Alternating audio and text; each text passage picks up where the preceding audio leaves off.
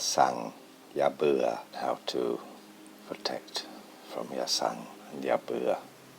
Yasang and Yabua are still highly practiced in the hill tribe areas and in northeastern Thailand, in the Isan and in Surin, Khmer borders, and the Burmese borders, and northwest, where various animist belief and occult belief system tribes live.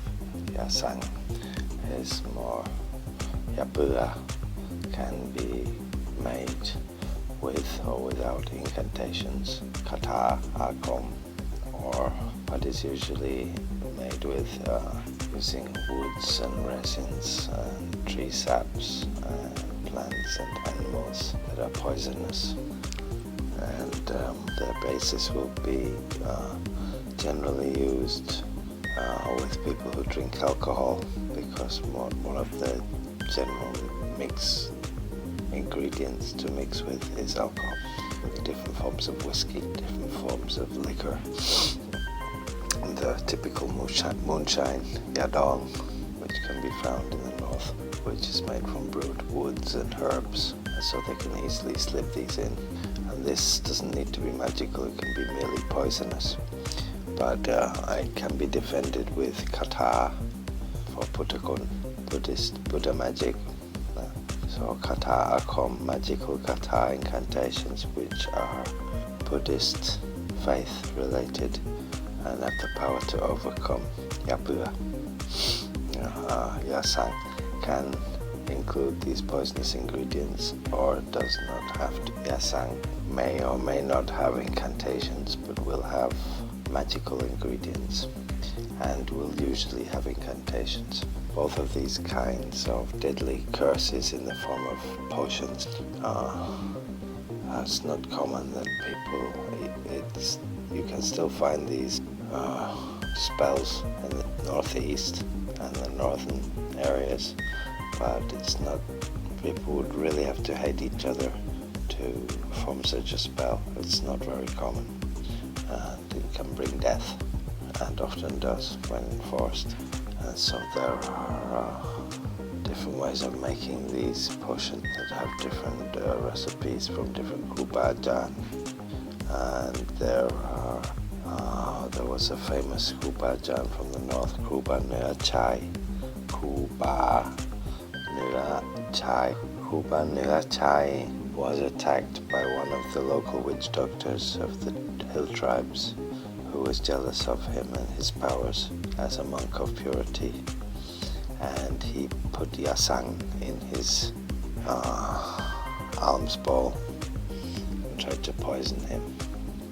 And it actually took months for Kuba Nua Chai chanting Samma Arahang to heal himself from the Yasang, which almost killed him.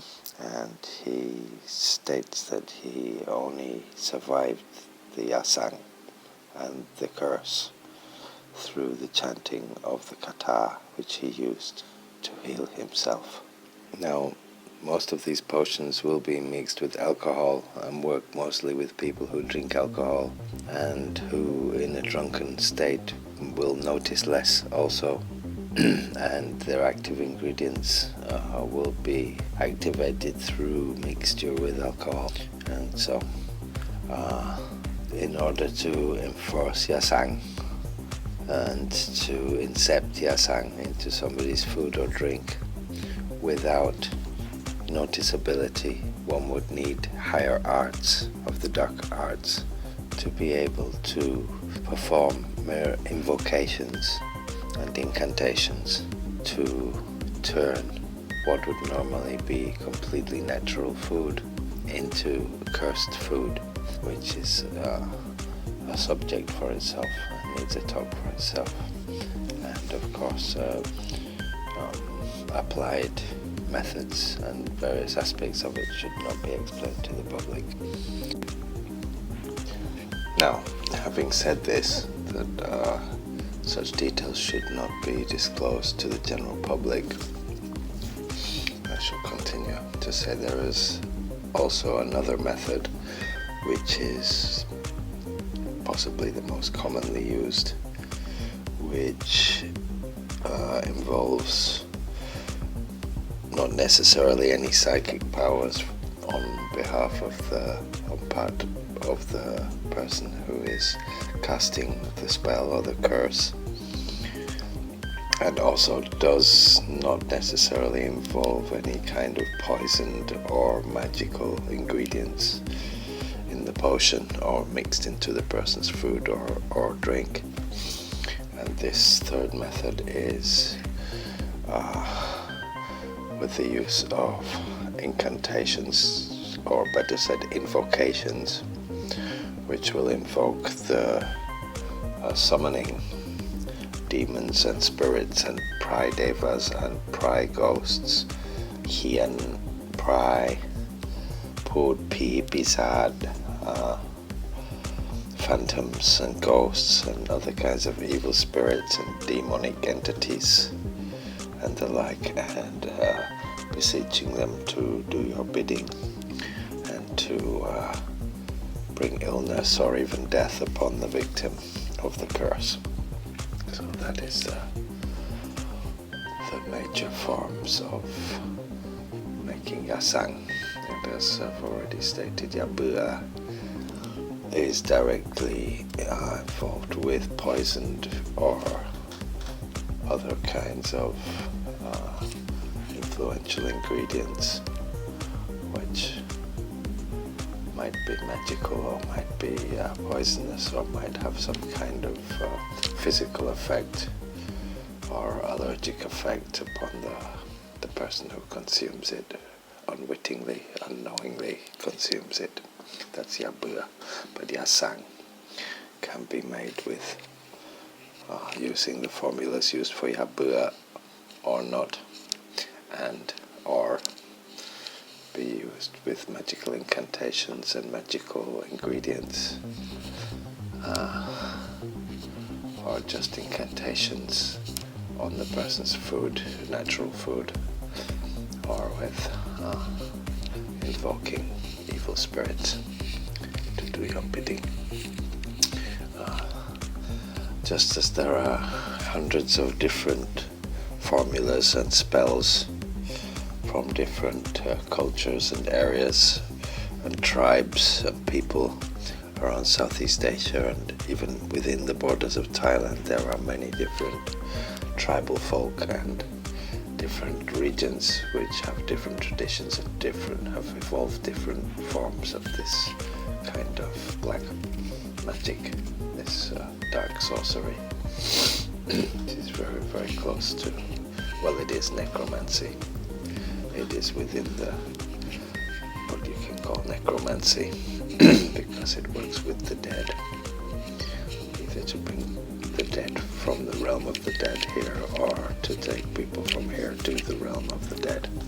A communication between the two realms is necromancy. So there are just as many forms of, or there are a lot of different forms of rectifying or nullifying such a curse or a spell, magic spell or an enchantment, which I shall go into in the following part of this particular chapter.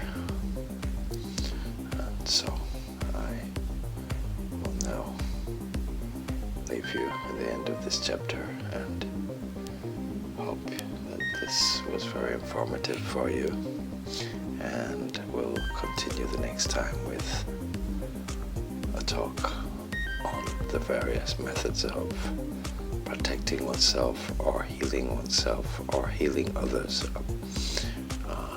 from such kinds of psychic and physical magical attack through curse, the method of cursing and physically harming other beings. I do not recommend the practice of such things. The reason any magician will learn of these methods and these spells is to protect him or herself, not to inflict others with such black magic.